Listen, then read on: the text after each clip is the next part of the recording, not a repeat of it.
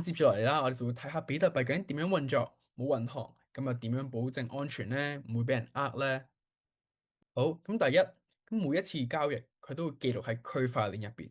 咁當每次你用比特幣轉錢俾人啦，其實你就係發出一個公開嘅信息，我想由我嘅 wallet address send 0.01個 BTC 去另外一個 address。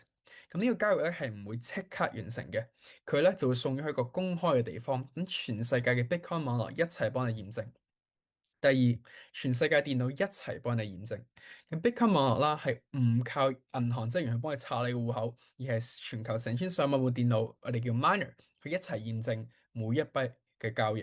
咁每部電腦啦都要解一條數學題，which 係一啲好難嘅數學題啦，先可以打包成一堆嘅交易，變成一個 block，加入去成條鏈度。三就係交易一經記錄咧，就唔可以更改噶啦。當一個 block 被打包驗證完成，佢就會連住上一個 block，而每一個 block 咧都會記住上一個 block 嘅加密指紋 hash。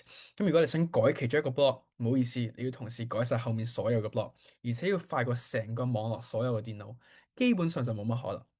如果大家想了解多啲乜嘢係區塊鏈啊，啲 block 係點樣形成啊，我哋可以睇翻第一段片啦。